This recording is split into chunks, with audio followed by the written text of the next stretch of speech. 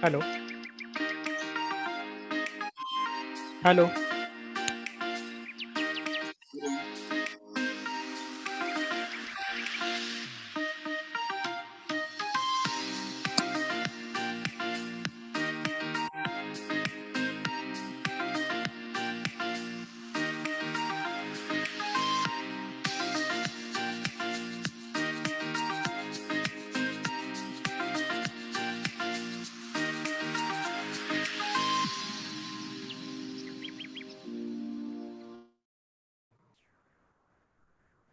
Welcome everyone. Thank you for joining us for today's webinar. My name is Shreyas Kulkarni and I'm the chairperson of IEEE student branch at Don Bosco Institute of Technology, Mumbai. Today, we are having a webinar on open source technology, a step towards a collaborative learning. I would like to request Dr. Shashikant Pawar, Faculty Mechanical Department, to address the gathering. Sir, please.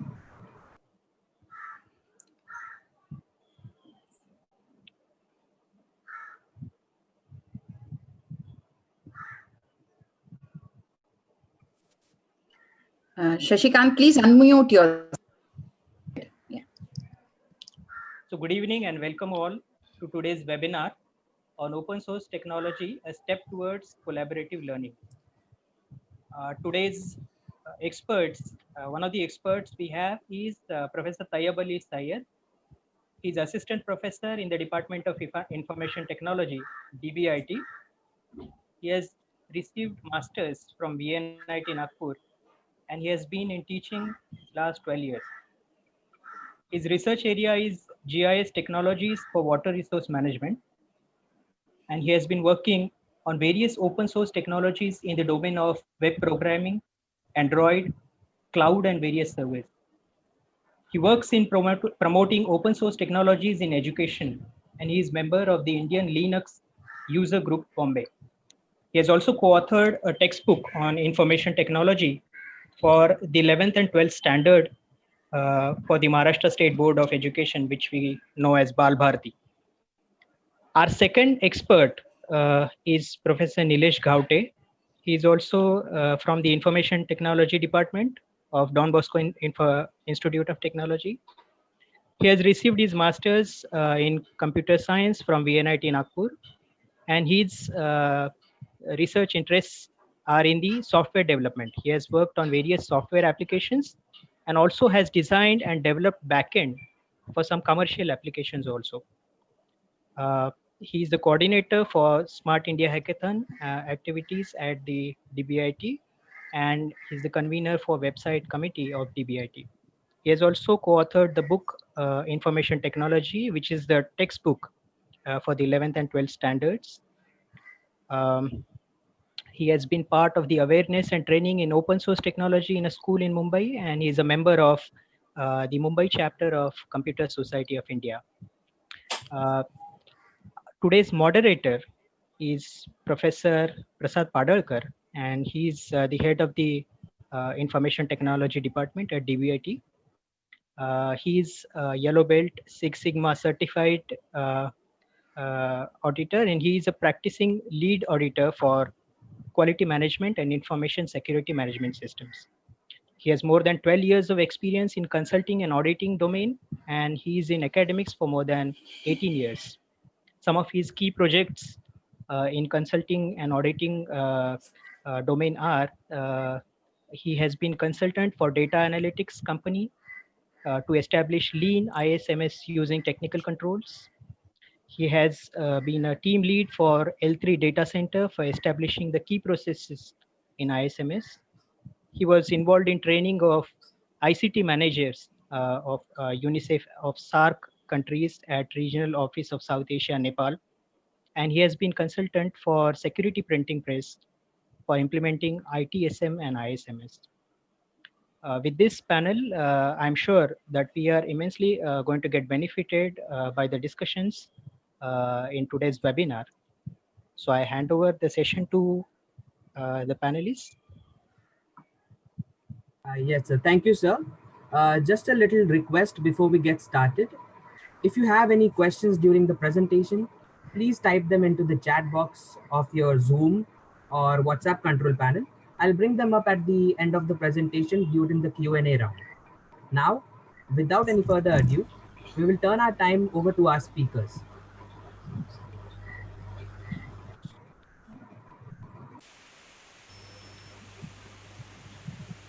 Thank you, Shreyas. So good afternoon to all. Open source technology is gaining acceptance in industry, government, and even education. So let's try to understand some aspects of open source through this discussion. Along with me, there is Professor Tayyabali Sayed and Professor Nilesh Gaute, both from Department of Information Technology, DBIT. To begin with,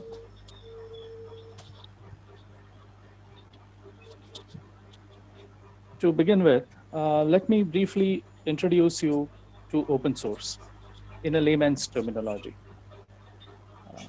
Open source basically means something that we can access, modify, and share. So let's take an example. Let's say if I'm driving a car on a road and suddenly it breaks down and I have to take it to a garage. Now, in normal cases, you would expect that any mechanic would open the hood of the car and would be able to access the engine and therefore do the servicing of the car.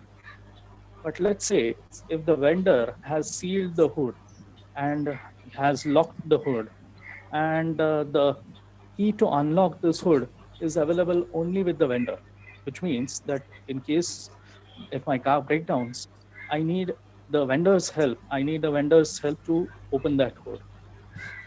Your closed source is something similar to that, where you have the code which is functional, where you can use that. But if I have to customize it, it becomes problem because I have to access and go back to the vendor. So this is what I meant by an access. Now let's understand what is modify and share. So this is my grandmother. Let's say my grandmother has taught me some recipe, and as in case of a recipe, what happens is you would like to share the recipe, you would like to make some small changes, minor changes, and customize that recipe. Now, if that small changes are good, then you would like to share that modified or changed recipe. So something similar I should be able to do with the software. So let's say if I got a timetable generator as a software, and that software has been designed only for the schools, let's say, and I want to use it for colleges. So as a software developer, I start working on it and I make the modifications and I enable the college timetable generation also on that software. Now, should I keep that thing to me only? It is said that when you share, the knowledge increases. So obviously, as a creator, I would be very happy if somebody uses this and somebody appreciates me for my effort. So that's the basic concept when I look at it from the layman's term. Now, let's understand more on this from our experts. So Nilesh sir, let's say that if I have this timetable generator.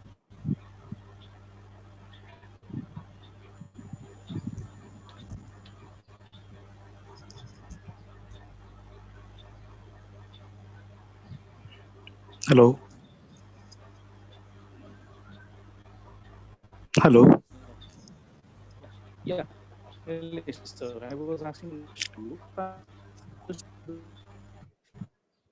If I some money or the amount of time and effort I have.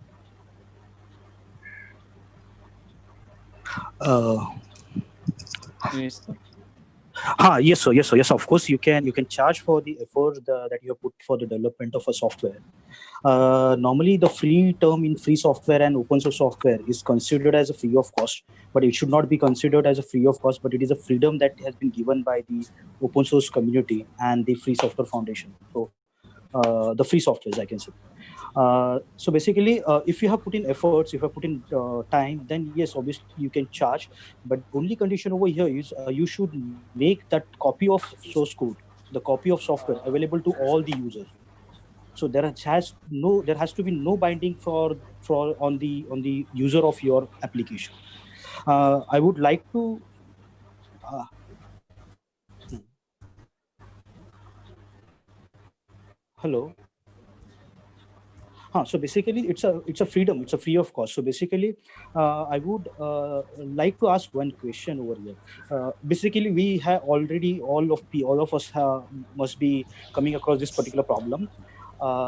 When we see, basically, we don't you feel bad when you can't delete an app built-in inbuilt application from your mobile phone? You had paid for a hardware, you had paid for the software, obviously you have paid for the memory that you have in your mobile phone, you own that particular piece of hardware and software, but you don't have a right to make changes. This is something called as a built-in application from marketing point of view, but we in technical terms we can call it as vendor lock-in, which is against the freedom of an individual. So basically, yes, if you have purchased a particular piece of a software or hardware, you should have a complete right to modify that, to reuse that, to reassemble that, and so on. That is what open source means. So basically, one should not force anything on other people. Open source tells about giving a freedom to the people. It's not the free of cost terminology. If we look at the various open source freedom rules which has been proposed by Free Software Foundation, you will see that there are 4 basic rules which has been discussed. The first rule says about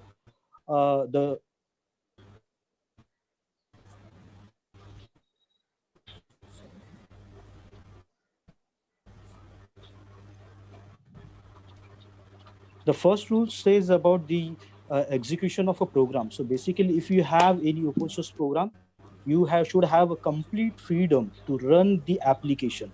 There has to be no legal binding on the implementation or the execution of your software program. The second rule which open source people or the Free Software Foundation says is like, you should have a right to study that particular software, and you should have a right to change that particular software as per your requirement. You should not have any legal binding to inform your owners of the application. The third rule says that as an buyer of a software, I should be able to redistribute the copies of a software, which means if I having a copy, if I'm having an application, I should be able to share that piece of a copy with someone other. And the last one is, if I'm sharing the copy of a software, and let's say one of my friend has some great idea which he wanted to share and contribute and wanted to make my application better, yes, that particular freedom is given by open source community, where the people can contribute together, and then the modified version of the contribution or the software application can be given to the open source community and can be redistributed to the people. So this is what I all about open source. The open source gives the freedom of everything that we wanted. There is no as such restrictions.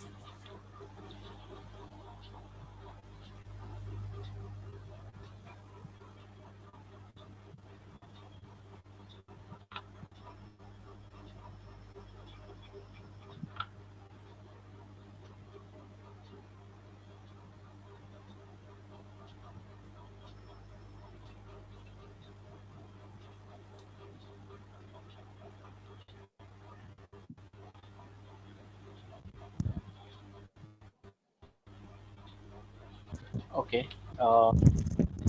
Let us see how the open source movement started. Okay. So here you can see 2 pictures of 2 gentlemen, Richard Stallman and Linus Torvald. Okay. So all it started in way back 1983 by this Richard Stallman. He started a free software movement where he had certain goals in his mind. Okay. So the restriction, as Sir said, there should be a freedom to use the software for any whichever way user want. Software should not control the users. Actually, it should be the other way around, where a user should control the software and the hardware. Okay. Normally, when you buy a computer with some operating system on it, you have a lot of restrictions. You cannot remove it. You can only update. Even if you don't want the updates, you still have to. You still will be forced to update. And there are many softwares which contains spyware where they the operating system has some code which tracks your activities and they send that data to the user. So considering all these scenarios, Richard Stallman founded a free software foundation in 1985, and all those four rules which you saw were framed. If you actually see, even before the free software foundation, uh, this collaboration of the software and even hardware started way back in 1950s only.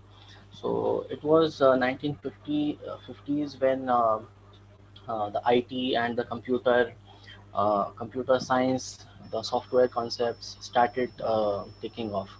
So at that time, researchers and academicians, they wanted to learn, teach, and whatever the modifications they have done, they wanted to share the code with the people. Okay. So at that time there were no such concept called as open source licenses and all. So MIT and UC Berkeley, these are the two major contributors in the beginning for the open source softwares. And from the industry, two labs, Xerox and Bell Labs, they started parallelly in 1980s. Uh, in Bell Labs, the one major project which gave birth to the Linux was Unix. So in 1969, Unix was started, and there was a kind of license which was given to the Unix. Like you buy a license and the software is with you for forever. Then you can change and you can distribute also. But because of that, what happened, many Unix variant emerged, and then they changed the license and they restricted the distribution of Unix.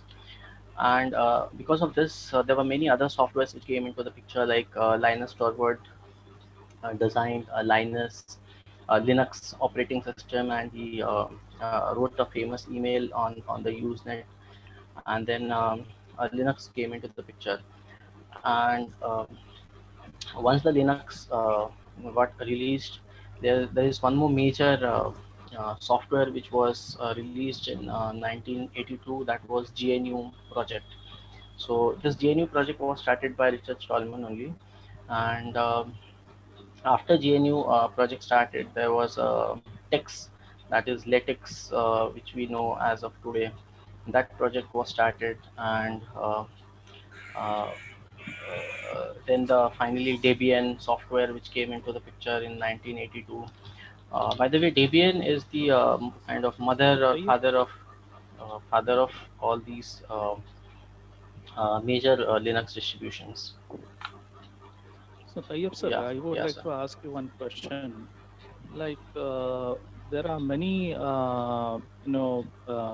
projects which have got initiated in the open source. But the real question is the open source, or has the open source really impacted our daily lives? Do we see the open source in our day-to-day lives? Uh, yes, sir. Yes, sir. We actually live in the world of open source, but we are not aware of that. The reason saying, let me give an example, which is quite familiar in the situation of COVID-19. You must be aware of Arogya Setu app. And recently, in last week, you know that Arogya Setu app is an application developed by Government of India to connect, basically to provide health services and to fight against the COVID-19. And recently, the Government of India has decided to make this app open source to the developer community. And to our surprise, you will see that yes, the developer community has started working on that particular application. They have started raising issues. They have started fixing bugs. They have started suggesting new changes, UI improvements, and all that stuff. Uh, Another quite popular example that I would like to say is Android application. If you look at Android operating system, which is quite popular operating system, and as per 2019 data, there are around 2.5 billion Android devices worldwide. Now over here, if you look at this statistic, it has a 38% market share of complete operating system in the world. 38%. Whereas if you look at the Indian statistic, you will see that 68% of the operating system, like Android, rule over 68% in India. And if we specifically talk about mobile operating system, yes, 72% of the mobile operating system is owned by Android, whereas 94% of the mobile operating system is owned by Android. So basically in India, 94% is being owned by Android. So look, these are like popular applications which we use in our daily life. I would like to highlight one more application, which is nothing but WordPress. WordPress is an content management system and quite popularly known as WordPress, popularly known for website creation. And you will see that one of the website which you must have browsed in a complete day is developed by WordPress. So many of the websites are developed. If we look at the statistics, there are around 60 million websites which are currently live and developed by WordPress. So I can surely say this, yes, we live in the world of operating system, only that we are not aware of that all kind of applications which has been developed by open source community. There are a few other applications also. Yeah, go on, sir. So you will see there are different applications flash on the screen. So Moodle, which is like most popular content management system. We have programming language, we have e-commerce application, Drupal, and so on. Tayyab sir, would you like to add something to that?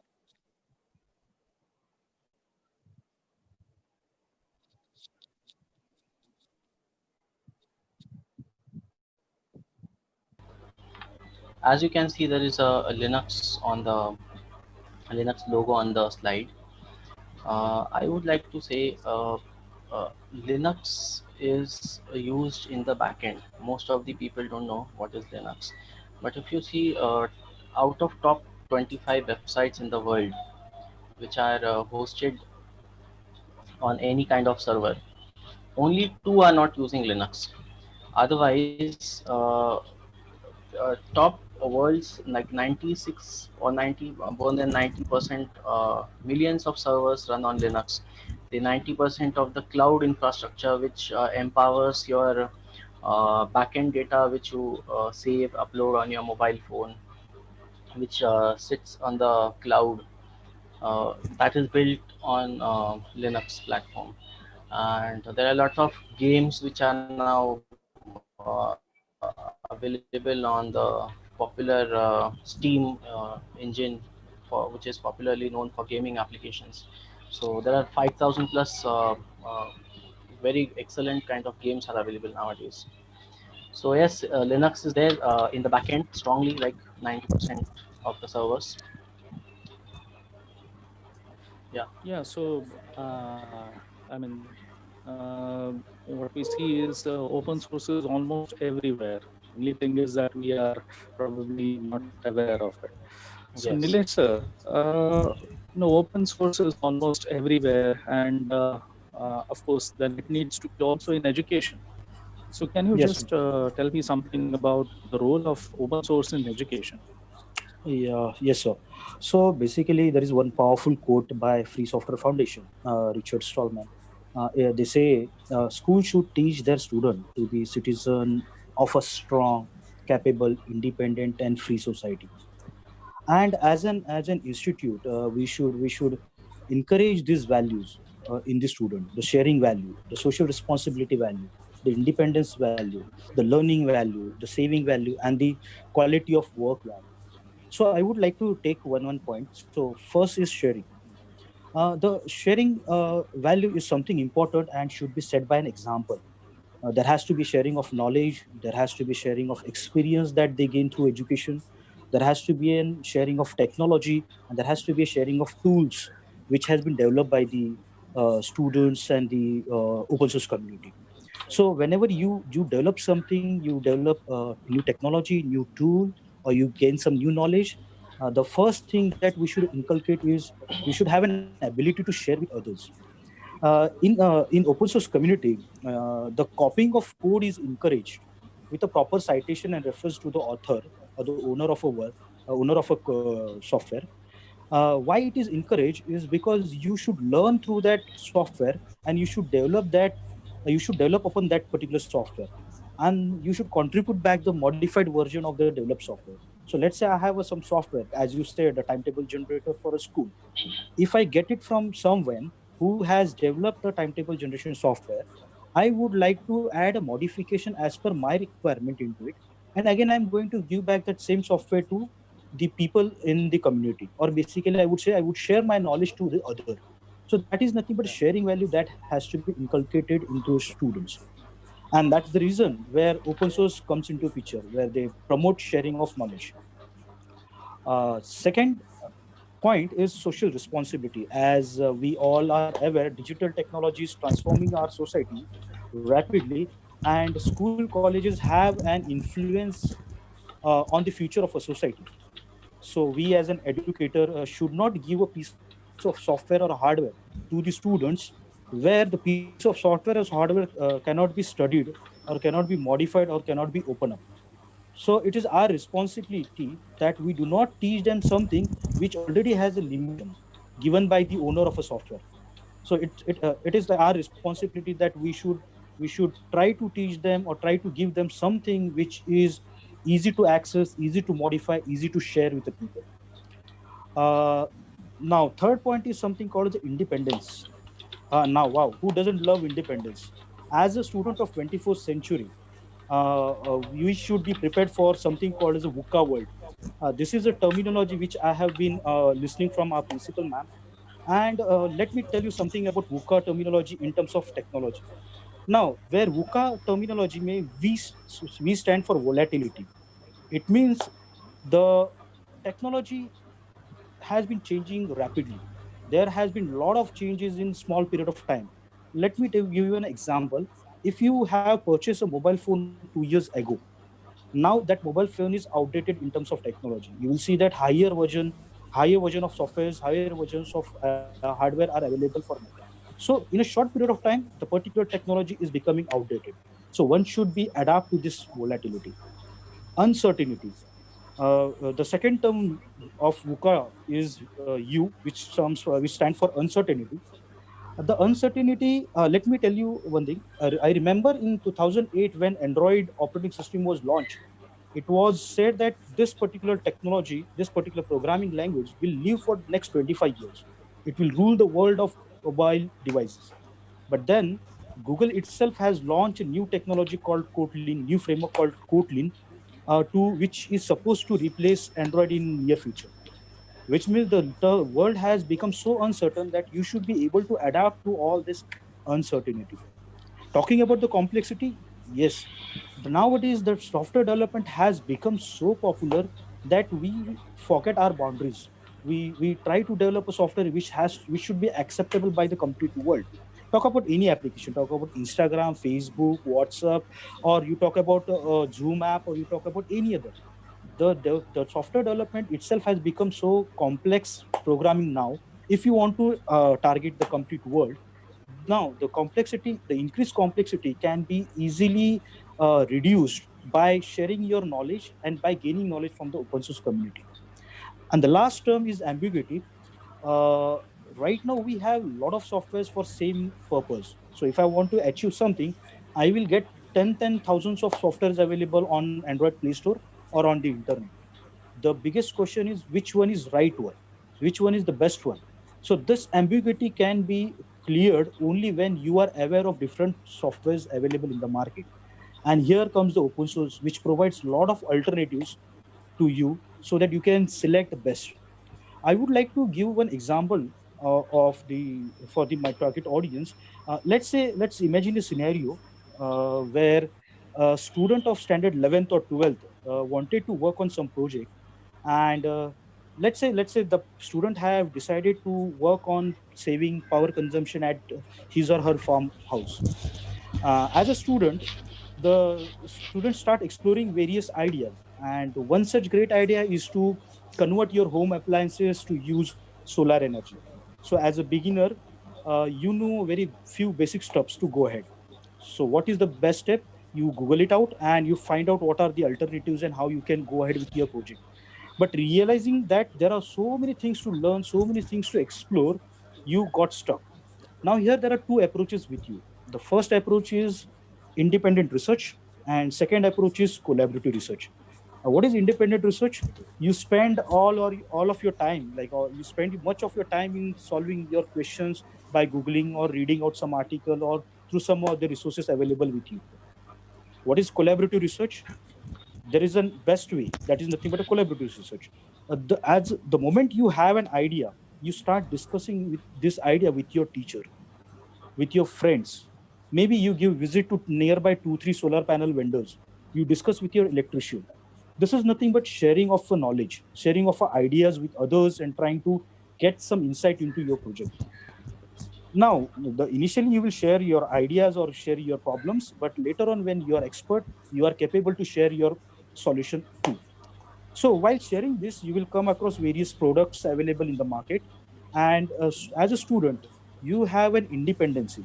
You have a freedom to make a decision which one to select based on the available quality. It's based on the quality of the available products in the market. Now, in a complete process, you must have learned to an extent where you might help others. And when since you have visited 2 3 vendors, you might get an exact information about a solar panel, and this will help you in negotiating the cost.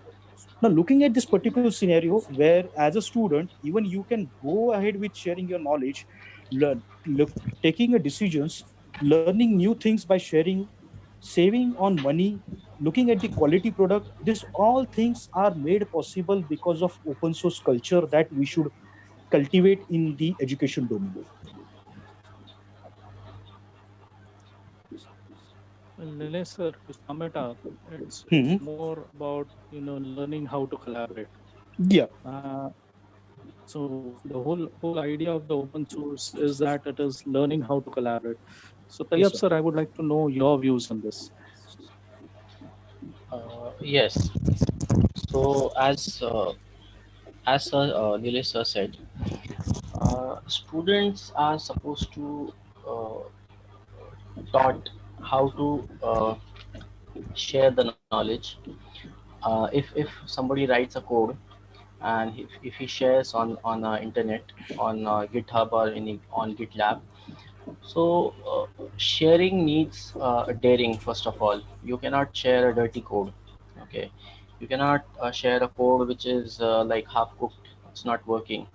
So when you share the code, you even learn to write in a disciplined manner, in a clean way, or you even learn to how to ask other people to see your code and try to incorporate. So the whole cycle involves collaboration, communication, discussion, accepting criticism, and if you want, you can take one step back and you can learn from the other developers.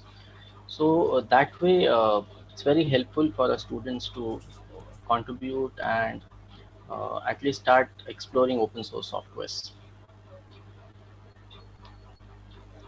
Yeah.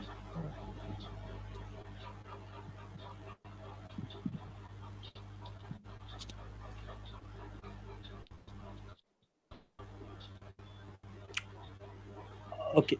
So this is an experience, a small experience by us, a small start towards a big goal.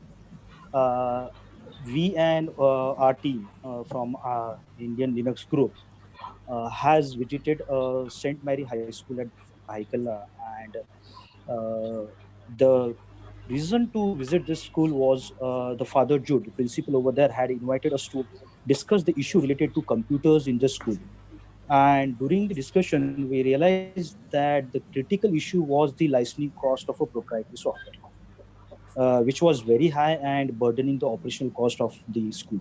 So what we did is we proposed them to migrate to open source software, that is Linux software, any flavor of Linux software, Ubuntu, Fedora, or any other. And we have even suggested all the powerful alternatives softwares, alternative open source software to teach to the kid of standard 5 to standard 10. I remember as a father, Jude was very curious about all these open source tools and technologies. And as a curious student, he has asked all these questions to check the feasibility of a migration. And after he was convinced, he had discussed the same with a IT teacher over there and gave us a permission to migrate. And I would like to thank one of our open source community member, Mr. Raju, who created a custom OS. Now, the custom OS for school, which has all the required software pre-installed for the student of standard 5 to 10. So you don't have to install any other software in our operating system. Everything comes pre-built, pre-inbuilt with the required software. So the day we entered a lab, we were very doubtful about the successful migration of the machine. And the main reason was the machines were too old. Imagine a machine with imagine a P4 machine, which is a single core machine. Right now we have 8 core, 16 core, and so many. But then imagine a machine of a P4 with a single core with a 512 MB of RAM. Even to our surprise, when we installed a Linux operating system over there, it got installed and was working fine. And then in this way, we successfully migrated the complete computer lab to an open source lab. The IT teacher over there took no time learning in Linux and exploring various alternative softwares, and was happy about learning new tools and technology. This small step has benefited them a lot. Let me count. First thing, they were not aware of the alternative tools available in the market. So they were aware, okay, this is a software alternative to this, and we can even use this, which has a similar functionality and which is as good as a proprietary software. Second is, they were surprised to know that even OS can be customized by a normal developer. A normal person can learn some few basic tricks and can actually customize the complete OS as per their need. This was not known by the people. Third was, Windows operating system used to hang a lot, and which was not the case with Linux operating system. So that was an advantage. So they were happy. And the last was cost saving.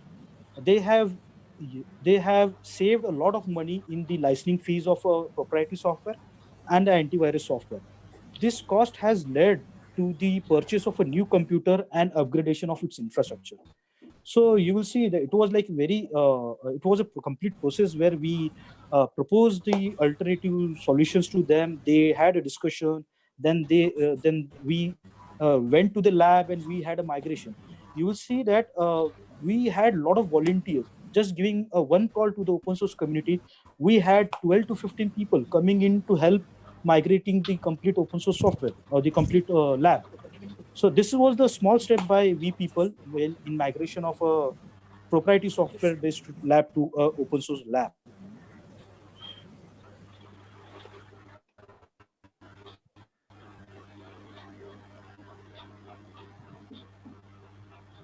Uh,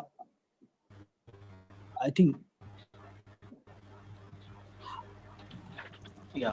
So it was one like this is one of the ongoing project which we have took up. So the project is basically water resource monitoring in one of the village in Usmanabad district. So all these markers which you see on the screen are borewells. So there are a lot of borewells dug in the village, and whenever there is a dot, we need to like understand what is happening in the village, how the borewells are behaving. Now you might see building such an app which needs a geography involved in it, and we have a web QGIS which does the geographical analysis of the software. Okay, so basically what this app does is this app you can go on the website and you can register your borewell well, and you can update the status of your borewell, like in the month of May or in a June, whether it is completely dried up or it still has some water in it. So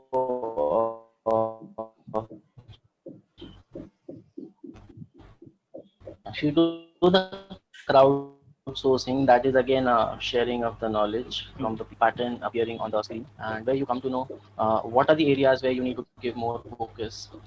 Is there any pattern which is emerging out of it, like in on the underground? What kind of what is the storage level, and how much water is available in that? We have also a rainfall and a recharge structure database into it. So if there is a certain amount, what is the impact of like how much recharge is happening underground. So all this project is built in using fully open source softwares, and we would be sharing the code. So if anybody wants to work on this idea, they need not start again from the scratch, and the ready-made code is available and they can modify. So actually we are trying to build a groundwater governance system using open source and crowdsourcing software. So see the beautiful combination of open source helping the nature, where we have a ground water problem, we have droughts. So if you go for the proprietary software, actually you have to like buy like ArcGIS, and there are many proprietary softwares, and it is not simply possible for any kind of students like in engineering or any school students to build such kind of projects. So this is one more project which is undertaken by Don Bosco. Okay, so next, sir. Mm. So basically, Yes, sir. Nilesh, really great work. Really great work in terms of your migration and in terms of QGIS application. But let us say if I'm not an expert and I'm a student and I want to start with my open source learning. So since you have been the author of the IT textbook 11th and 12th, so how does a junior college student start learning open source? Nilesh, sir. hmm. So now that we know that freedom, because of this freedom, can we can do a lot of things, and that was the main motive behind the syllabus restructuring, I can say. Luckily and fortunately, we got an opportunity to be a part of syllabus community, and along with updating the content to the latest happening in IT domain, one of the important decision that we took collectively was to make all the softwares in the book to an open source software. So convert all the softwares into an open source software, so that students don't have to buy a particular software or don't have to depend upon the proprietary softwares. And here I would like to ask one question: like, how many of you know the alternative for Microsoft Office suite or Microsoft Word, PowerPoint, and Excel? According to me, many of us are not aware of these because we are never taught to look at the alternatives. uh, uh, let's say from engineering point of view, yes, people might know, but at a school level, at a college level, junior college level, people don't know what is the alternative for Microsoft Office. So the alternative for these softwares are LibreOffice and OpenOffice, which are quite popular in open source community. And this LibreOffice was the first thing that we change in the syllabus. And then we thought of changing the syllabus in such a way that even the student is 12th pass out, or let's say 11th and 12th pass out, he should be skillful enough to work in particular domain. I might not say that he will be an expert, but then he will get a path towards a particular vertical of IT domain. So let's say a student want to have a dream to become an web developer. Yes, this book has something for you. You can create a website using latest HTML5, CSS3, JavaScript for a client-side programming. And if they wanted to work on server-side programming, yes, they have a PHP 2 in this particular subject. So fundamental of any web application has been covered, and all these softwares are open source. Anyone can use anytime. The next vertical that we focused in the syllabus was like, what, how do I manage the complete data that I have along with my application? So yes, here we have introduced, there are many tools, there are many tools available. The tools are like PostgreSQL, MySQL, MongoDB. Now, in our book, we have introduced a PostgreSQL, which is quite popular for structured query, like, or basically for maintaining a data. Along with this, it has additional plugins for various alternative tools. So it's one of the quite popular tool available. Third vertical that we decided is like, let's say student is from our domain, and let's say he is too creative rather than programming. So he doesn't like programming, but he is creative enough. So there is an upcoming field called digital marketing. And if he wanted to become a digital marketing professional, he is made available with the various tools and technologies where he can upgrade his knowledge. So software called Jim, which is an image editing tool, which is an alternative to Adobe Photoshop, is introduced.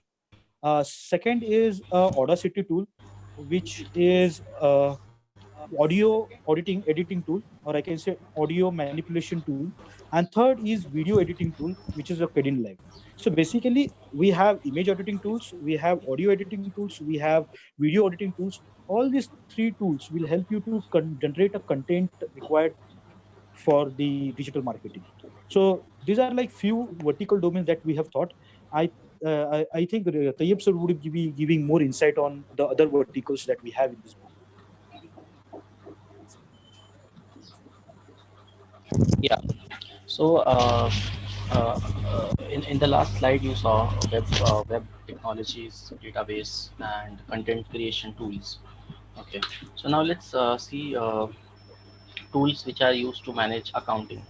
So accounting is again a very much important software where small is like you're a shopkeeper or you're a medical person, you need to manage accounts.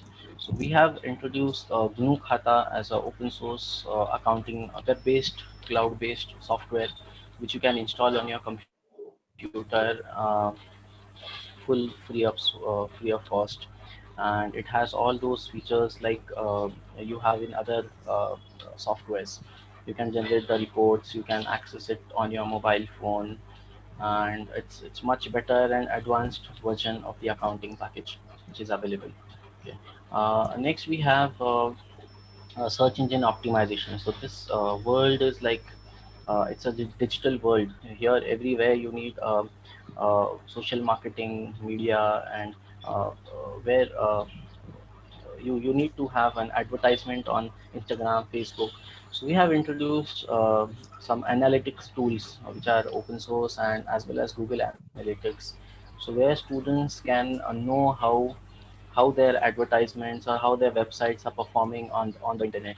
The most important uh, part of this slide is OpenStreetMap. So it's like alternative to Google, and as you can see, it's open map. So many people ask this question: if there is a Google and it's such a popular and very easy and huge data is available, why you should go for the open source OSM map?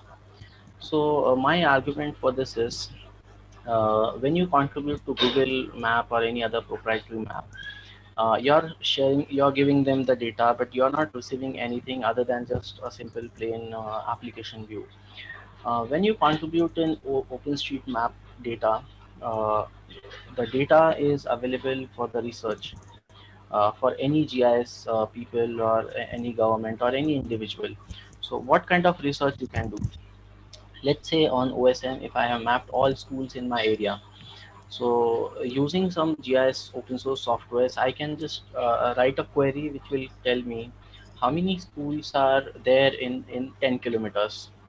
And based on such information, like if there is a flood or if there is some emergency, then all these kind of researches can be done, and this data will be helpful for the users.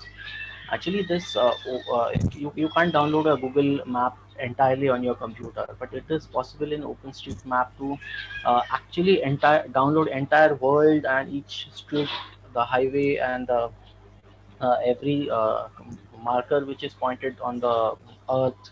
You can download on your computer and you can do a data analysis. So mapping the entire earth for community. So that is the OpenStreetMap. Yeah. Well, I think the 11th and 12th textbooks have become quite rich in terms of the content of open source, where you have Yeah. all, most of the verticals One more. where you can choose to take your career. Yes, Dilip sir. Yeah. Uh, so basically, along with those verticals, we even have introduced or briefly explained the cutting edge technology of nowadays. So we have introduced what is IoT, what is cloud computing, what is AI and ML, or what is AR, VR, how the 3D printing works. So these are the basic things which we have introduced in the 11, 12 standard chapters. Along with this, we have even introduced Great. the career opportunities. So book itself has information about the career opportunities once you become expert in this particular verticals. So that is one thing that I would like to share with you all. Fantastic. Fantastic. Okay, we have been discussing a lot about open source, but everything in the software. So, do we have something in the hardware? Yes, sir. Definitely, we have open source hardware also. So in software we have FOSS, whereas in hardware we have OH, that is open source hardware, or free open source hardware, FOSH you can say. So what is open source hardware? Now people can understand if the code is made open source, then yes, it's open source and you share and all. But what is about the hardware? So the open hardware is like open source softwares, and it is created in open culture. Now what is open culture? So when you design a hardware, you have a lot of drawings, mechanical drawings, schematics. You have bill of material and the source from where you can purchase. You have printed circuit boards.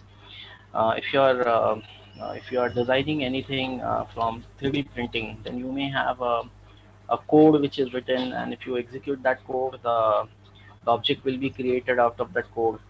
So all these things will be open. They will be shared on a GitHub or on a GitLab or on a website, and anybody can just download it, and they can use it. So what is the advantage of Oh, this open thing?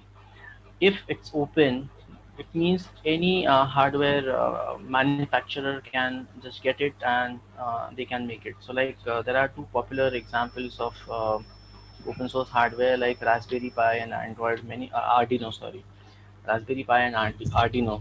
So if the design is open, then anybody can actually manufacture the Raspberry Pi, or they can purchase from the original vendor. So open source is dominating in all the modern current areas like IoT, cloud computing, machine learning, and AI. So definitely the hardware part, there are many boards like Beagle boards and other boards which are available in terms of hardware. Now I would like to give you wow. one example or a case study kind of thing. In our IT syllabus in Mumbai University, we have three subjects, namely like IoT, Sensor Network Lab, and Internet of Everything Lab. So all these labs have a mini project, and they are supposed to use open source hardware, and they are supposed to build small products for IoT related any problem. So literally all these university students, they are like searching for the problems, and they are thinking Well, innovatively, creatively, and they are designing the smart systems by using these open source softwares. These open source hardwares also uh, power uh, Linux based operating systems. Yes, sir.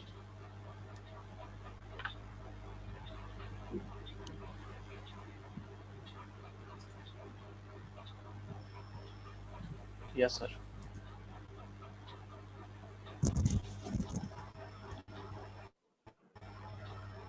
Yeah, Sorry to break you, Tayyab sir, but I think we yeah, are running short of time. yeah, So maybe let's look at, because our students would much be interested who are taking into open source, like, okay, what's the job opportunity or what are the opportunities in the open source domain? Yes. So right now, whatever you're seeing on a screen is a profile, social profile picture of Fabian developer who is behind the Symphony. And the Symphony is it's a framework for PHP. PHP is for development. You may be aware. So you can see all these green dots present on his dashboard, and these green darker, and they explain these many contributions have been done by this person. So this person is active full year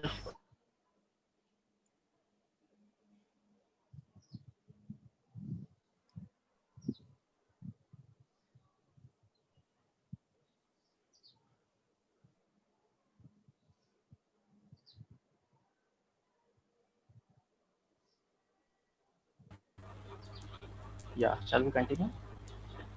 Yeah. So this person has been active all throughout the year and doing contributions for the Symphony project. And you can see the number of followers he has, the stars, and the important project he has been contributing. So this is the kind of requirement we have nowadays for our students. What they are supposed to do is they are supposed to showcase their talent and uh, uh, create a portfolio of their code. So all these recent graduates and experienced developers who are seeking transitions into the other kind of job, they need to have such kind of a great profile where it's a transition from you looking for the placements. The companies are looking your profiles and they are approaching you. So it has been said, if you have a good GitHub account and if you have contributed at least to the projects and you have written a really good code, then you will receive at least 2 to 3 emails from the recruiters per week. It's guaranteed. So so the question arises is what you can put on the GitHub. So you can put your web, programming exercises, games, contribution to the other projects, your personal website if you have designed anything, your college projects, whatever you can do, you can put. So there is a small quote from Linus Torvald, and the quote is like this: "Talk is cheap. Show me the code." So basically, we are not asking nowadays any technical knowledge or something like that. We are asking, if you know the things, then show me the code, develop, and let me see the solution which you have done. You have worked on it. Okay. Right. Yes, sir. So it's all about like everyone has to build their own showcase, and the Git profile is going to be the next way in which the jobs would be coming in. But I think you and Nilesh have been also participating into hackathons and other areas. So maybe Nilesh can shed some light on that. Yes, basically, before going to hackathon, I would like to talk about the various opportunities that we have. So as Tayyab has said, we can showcase our talent, we can showcase our knowledge, showcase our project to the world through GitHub. Here it is not the question only of software based product. Even if you're writing some good article, and if you want that article to be reviewed by someone, you can showcase that article to everyone, get a reviews, modify that, and make a best article out of it. Or let's say if you're writing a book, that even can be shared with the people through this open source cultures, through this GitHub. So one point that I would like to say, it's not only about software, it's not only about hardware, it's about the culture that we would like to have. It's an open culture where we can share with people. Now coming to the point, if you look at the various opportunities that we have, you will see that through this slide, I can say that out of 10, 8 programming languages are open source. Only C# and Visual Basic is not yet open source. Rest all programming languages are open source. And this is an survey done by TOB, which is a quite popular indexing or ranking firm for programming languages. And the latest report says that out of 10, 8 programming languages are open source, which clearly says that yes, even there is a good opportunity for people to work in open source and get a job. Speaking about web development, yes, there are various roles that they can play. For example, one can play a front-end developer role, one can play a back-end developer role, one can play a mobile application development role, full stack developer, UX developer. So there are various roles available in the market in software domain, non-software domain, and yes, I can say open source has very good job opportunities. And talking about the hackathons, basically this has become a new trend nowadays. I would like to give insight about Smart India Hackathon for people who don't know what it is. It's a nationwide initiative to provide a student a platform to solve problems or pressing problems which we face in our daily lives. And the main objective of Smart India Hackathon is to inculcate a culture of a product innovation and mindset of problem solving. So this is the main intention of Government of India, and this is organized by MHRD of our ministry. And the students are supposed to work on the solution for the problem faced by the various department of government and the ministries. As we all know, in a higher education domain, the hackathon is a buzzword. But then we can see a new trend that is coming up. The new trend is even the recruitment drives are happening through hackathon. Even there are lot many organization level employee engagement program that are happening through hackathon. But then this is all about higher education. Let me tell you something about such kind of culture that is being taken to the schools and a junior college level. You will see there is something called the Smart School Hackathon, again organized by Government of India, to to start the culture for our younger students at a school level, junior level, so that they can solve problem at their level. I will give you an example of what's a few problem statements that were posed to the student. One of the problem statement was try to develop a device that indicates noise pollution level in the classroom. Another problem statement that was posed under Smart School Hackathon was an try to devise a solution to alert missing books from school bag. Or the problem statement was try to devise a solution to track water usage at home and the schools. Or something like try to develop something out of waste. So these are like various things happening at a school level, junior college level, higher level, where they wanted to they wanted a culture where student improves on the problem solving ability of themselves and come up with some greater solutions, which is providing a solution to the local needs. I would like to highlight one more thing, Mumbai Hackathon, which is very our own hackathon organized by Don Bosco Institute of Technology and along with FOSS United. Here, the students, developers, designer from across the country create a credible open source project at one of the Mumbai largest open source hackathon. This hackathon is completely based on open source. I can say all the hackathon that have been mentioned over here are based on open source model. And the last one is something that I would like to highlight. The TCS have started recruitment via their hackathon called Code Vita. So what at the end, what we can understand is, yes, there are so many platforms. If you have done something, show your creative work, show your work to the world, get it approved, and if you have the quality, yes, you will get hired without going through formal recruitment process. Phenomenal. So there is a lot of shift happening in the hiring culture, and people are moving just from simple interviews to hackathons and show me what you have done kind of a concept. But there is a buzzwords which are coming up. Like always keep on hearing about Yeah. artificial intelligence, Yes, yes, data yes. analytics, cyber security. So is there anything in open source for that? Yes, yes.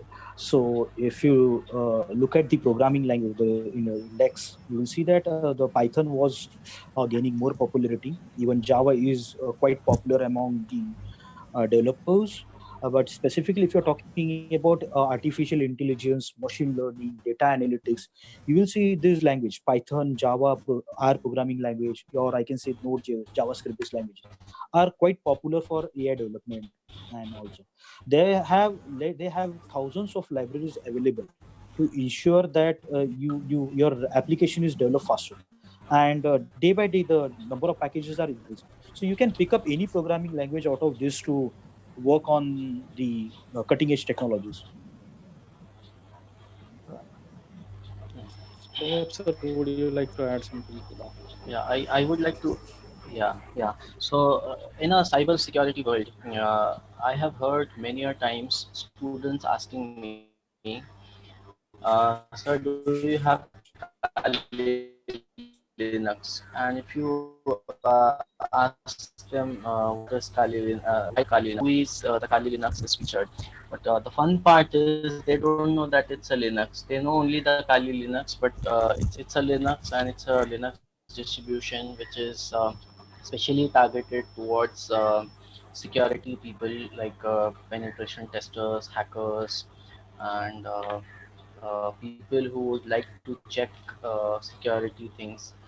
So this Kali Linux has more than 900 tools for doing all these things. So if you install Kali Linux on your machine, and then you have 900 tools, and you can do information gathering, virtual vulnerability analysis.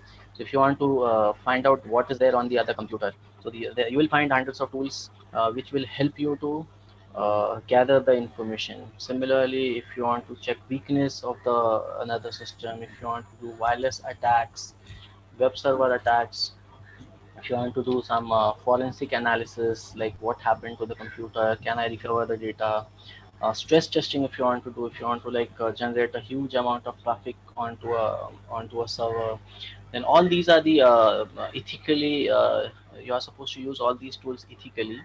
So all these things are there on the Kali Linux. So if you want to become a cyber security expert, you don't have option other than the Linux. So that's the role of Linux in the security world. Right. So the cutting edge technology is also a part of open source, and something or the other is there as a part of open source. Okay. Uh, Yeah. well, let's have a look at some big names which are either using open source or which are developing open source. So there is no company in the world which who can say we are not using open source.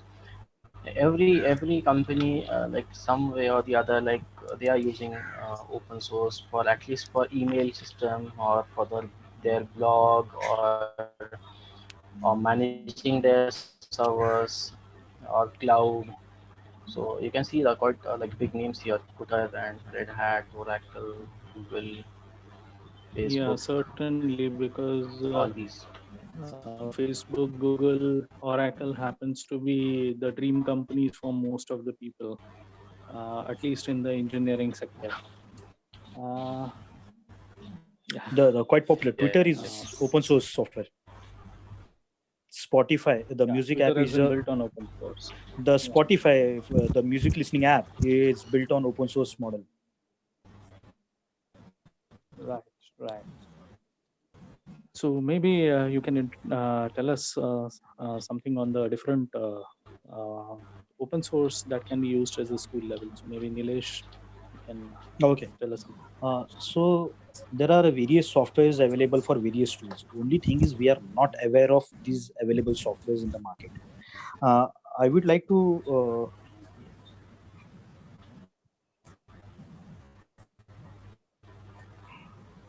just a minute. So basically there are various softwares available for various activities that we can do. So these are few packages available. Packages means softwares available in the market for doing various things. The first one is G Speaker. Now, GSpeaker is a basically open source software which allows you to play text in various languages available. So here you can change the voice, you can change the pitch, you can volume and speed, and you can convert into various languages available. So if you want to play around, if you want to learn some new languages, yes, open source is there for you. Go download GSpeaker and start learning new languages. So input your voice, input your text, and get converted into the language you want to learn. Second is K-Touch.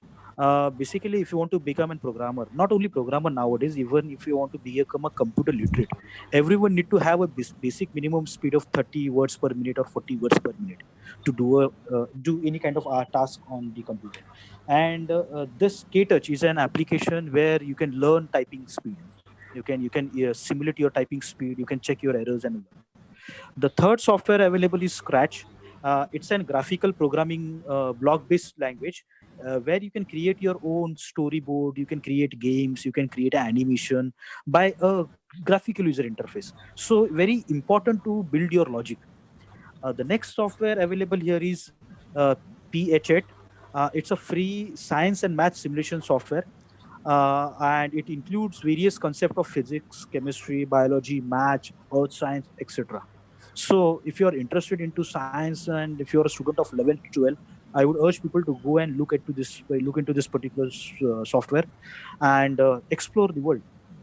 The next is GeoGebra. The GeoGebra is software for developing various geometrical shapes. And here you can see the various different phenomena with the help of formulas available over there. So generating geometrical shape through formulas is like available through GeoGebra.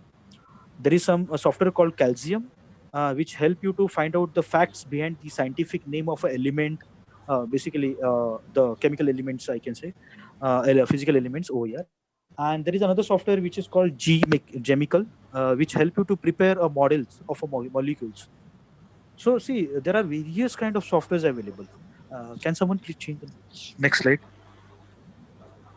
There is a software called Gplates. The Gplate is open source software which help you to understand the formation of tectonic plates over years. So if you are very, very much enthusiastic about geology, yes, there is a software available for you. Go and explore. Stellarium is a software which produces a virtual reality of a sky. So if you are interested into sky observation, yeah, you can go ahead. Scribus is a desktop publishing app which is a alternative to Adobe DTP for making banners and posters and so on. One more important tool, which is quite familiar among the publishers, is LaTeX, which help you to create a scientific articles and research reports. So it gives you very simplest method to maintain your reports, and it help you to easily manage the modification into the book writing and article writings. The one more software that we have is What You See Is What You Get editor. This is usually used by beginners in programming domain, where people can just write a Word document and export that Word document into HTML form. So you can just drag and drop images, change font, format, add any content. The layout can be done in similar way to what you do in your normal Word, Office, or documents. And same can be exported to web page. So these are various softwares available for school, junior colleges to explore, and the people who are interested in a particular domain. Fantastic. So thank you, Nilesh sir, Tayyab sir. There's an ocean of information in open source, and probably if we go on, it may never end. So thank you very much, Nilesh sir and Tayyab sir. Thank you, sir. Thank you, sir. Thank you, sir. Okay. Thank you, sir. We will go ahead and take some questions now. Just a reminder, please be sure to type in your questions into the chat box of your control panel. We will bring them up as soon as possible. Yes, so we have a few questions from the students who are there on the WhatsApp groups.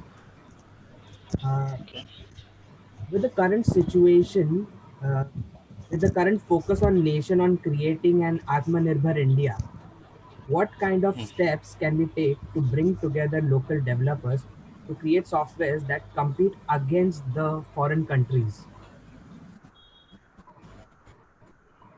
Okay, I would like to take this question.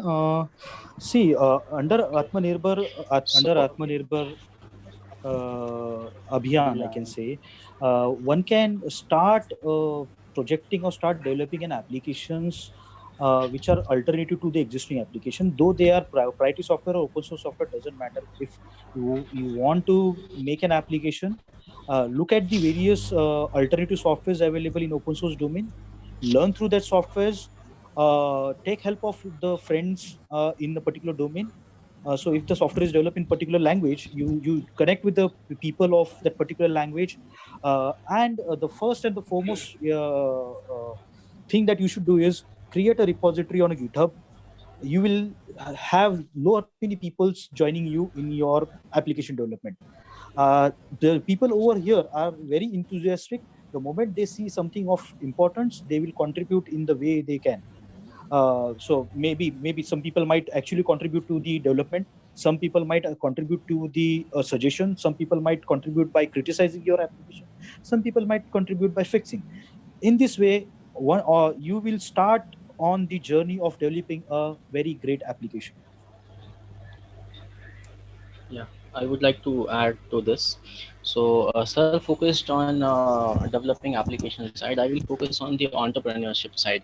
So, if you search on Google, top open source application for entrepreneur, so you will get a complete list of softwares like email server if you want to set up. No need to use Gmail or something like that. If you want to use software like Zoom, no need to pay. You can set up your own like Jitsi and Big Blue Button. Or if you want to have file sharing software like we have in DBCL Drive, we have Nextcloud for that. So you can use Nextcloud. So there is a whole list of open source software which an entrepreneur can explore, and they can save a lot of money and they can start using it. Yeah, even I would like to add a bit to that. Most of the time, let's say like industries come or companies come for implementation of MIS or an ERP. So there are a lot of open source ERPs which are available. Now, what the customer is looking at is a customization, and you can offer the service of customization. And there are many companies which are into this domain of offering a customization services. All right, thank you, everyone. We would move on to the next question. Can you suggest some of the open source tools for mathematical research?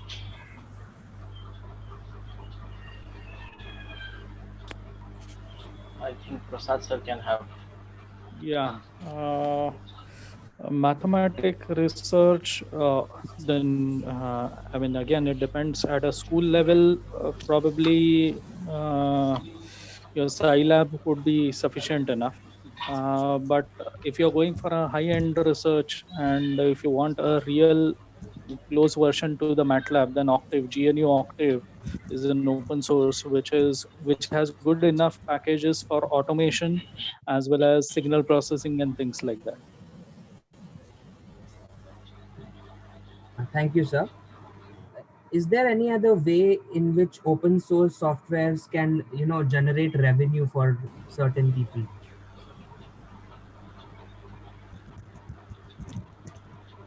Uh, should I take this? Yeah.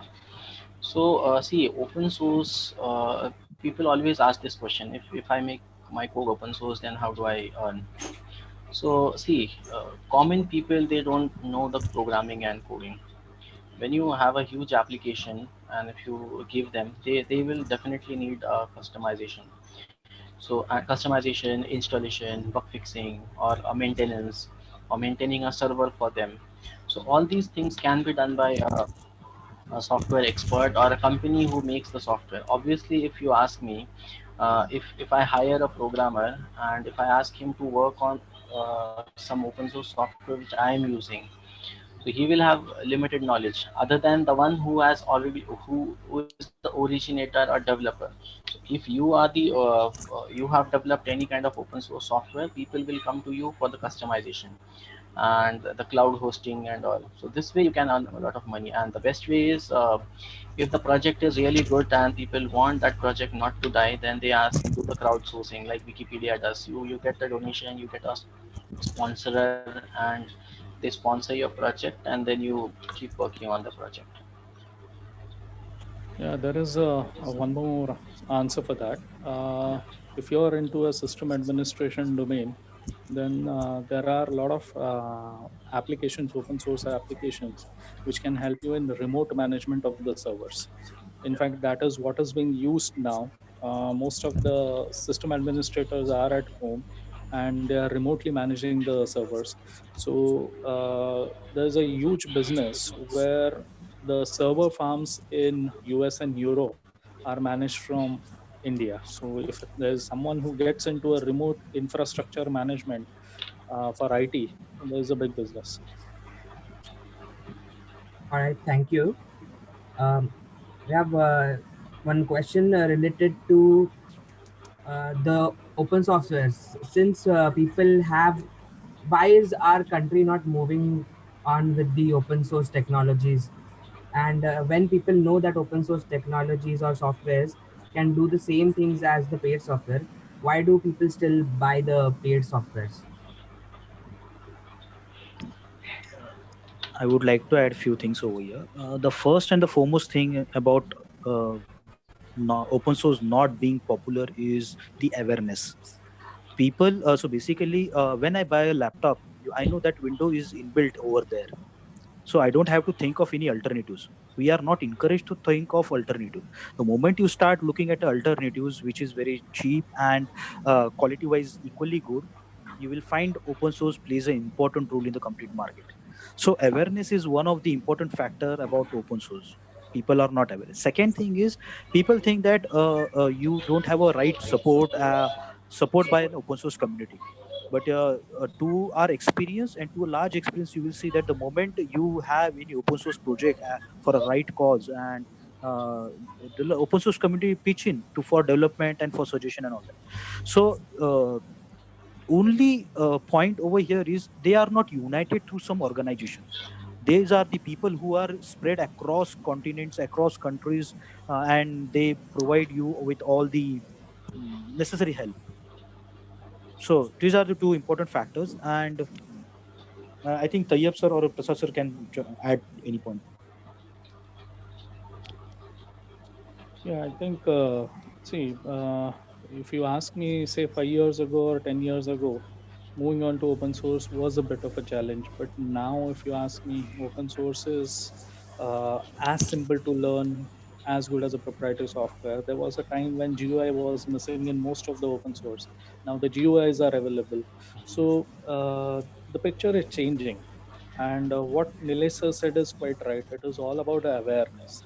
So awareness can be built up only when this kind of education is brought from the schooling level. So if the open source penetrates at a schooling level, then it will automatically, we all will be using on open source. Uh, I think mobile phones, which we are using, the OS which is there in your mobile phones, as Nilesh sir said, 94% of the people are on open source, right? Android is an open source. So there are many open source applications which we are using, but we don't know. That's the problem. Thank you, sir. Uh, we have a question in which related to coding. Can I write a proprietary code that may be linked to some open source software? Yeah, I'll take this. So there are two types of licenses in open source world. Some are like restrictive and some are open. So restrictive licenses says that you can use this code, whatever we are giving to you, but you cannot combine with other code. And if you combine it, then you will have to make the entire code open source. So that's the restriction which they put. And there are some permissible licenses, like GPL is a very strong license, GPL 3, public license 3, GPL 3. It's very strict. It's called as it's a copy left. So whatever you take, you have to share it back to the community. So it's for the safety of open source. And there is a BSD and Apache license which you can take, you can modify, you can put with proprietary code. But there is a condition that you should give the attribution. You should say that this code, this project uses some open source libraries like from Apache license, and you should give the credits, and you can sell and no problem. But it's very, you should do a very careful survey. There are lots of websites available to do all these kind of research. You need to do proper thorough survey, and then only, otherwise you will end up in a problem if you use GPL and you do not open source it. Typically, like when you are looking for a mixing of various licenses, it is always better to have a legal advice. Yes, perfect. Yeah, right. All right. One last question. Up to what extent the users are permitted to modify the open source code, and how is it moderated and controlled? Okay, I'll take. See, when we have been talking about LibreOffice. LibreOffice is a project which is forked from OpenOffice. So there are developers who have a different kind of thinking, and they think that the people behind open office are not going in that way. You can have your entire different project, so you can make a branch of the code, and you can have the entire code rewritten, whatever you want to do, UI code, everything you can change, and that project will become a new project. Like we have uh, Nextcloud and OwnCloud. These are the two similar software, or even you can see Chromium browser and Chrome browser. So Chromium browser has all open source component in it, whereas Chrome has all those proprietary libraries for music and video audio playing. So you can have a complete different branch, and you can like change anything, everything. That's not a problem. Okay, sir. Great. It looks like we have covered most of the questions. We couldn't cover all the questions that were asked, but we definitely covered most of it. So thank you, everyone. Now I request Mr. Imran Ali Mirza, Dean Administration of Don Bosco Institute of Technology, to propose the vote of thanks. Sir, please.